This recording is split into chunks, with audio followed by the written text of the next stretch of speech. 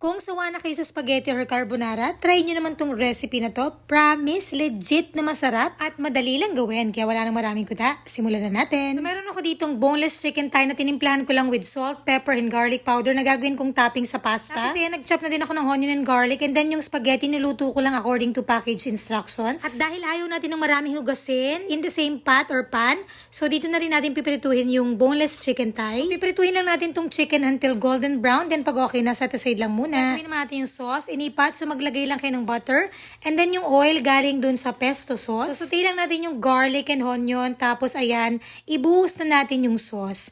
And then syempre mag-add tayo ng cheese. Alam nyo naman, everything you put cheese on, masarap. And then to make it creamy, so mag-add din tayo ng all-purpose cream. Nag-add din pala ako dyan ng salt and pepper. Then toss nyo lang yung spaghetti para makoat ng sauce. And there you have it, creamy pesto pasta. O diba, napakadali at napakabilis lang gawin. Actually,